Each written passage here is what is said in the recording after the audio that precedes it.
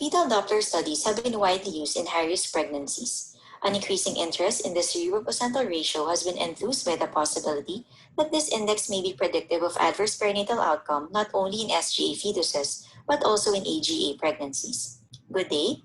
I'll be presenting my research on routine CPR measurement as a predictor for adverse perinatal outcome. The CPR is computed from the ratio of the MCA and umbilical artery pulsatility indices. A low CPR of less than 1 has been associated with increased risk of adverse perinatal outcomes. A systematic review and meta-analysis reported a large variation in detection rate and false positivity rate. The main objective of the study is to evaluate routine CPR measurement as a predictor of the following adverse outcomes.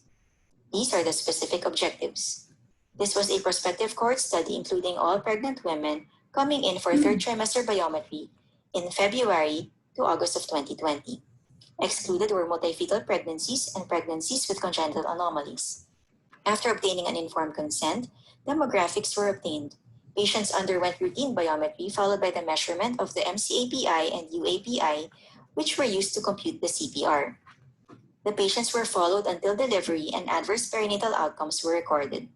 From the 213 patients who were eligible based on the inclusion criteria, 109 patients were followed up to delivery, which was 12% greater than the proposed sample size. This is a representative image of MCA intonation and umbilical artery intonation.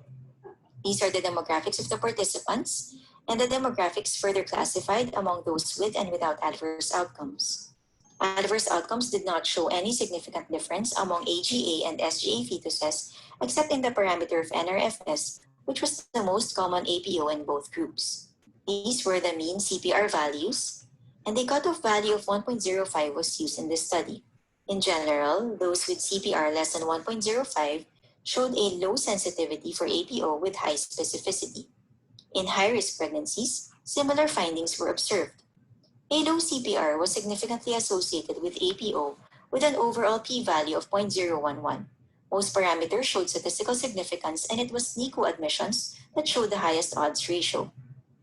Using the same cutoff value, CPR carries a low detection rate but with a low false positivity rate in the general population and even in the high-risk group. Despite having more high-risk pregnancies in our study population, the number of deliveries with and without APO did not significantly differ. This may mean that maternal illness may not be contributory to the occurrence of APO. There were more primary cesarean deliveries among those with adverse outcomes, with 32% having fetal distress as the indication for delivery. There was a higher trend of NRFS in AGA fetuses, signifying that prediction of APO is not limited to SGA fetuses. While multiple maternal illnesses may not influence the mean CPR, having a low CPR was associated with multiple APOs. Measuring CPR routinely may be beneficial considering that there is at least an 80% accuracy in detecting these outcomes. However, the detection rate of APO observed in this study was consistent with previous reports, implying screening by CPR had low predictive performance. One possible explanation for such poor performance of screening was the wide range of scan to delivery interval.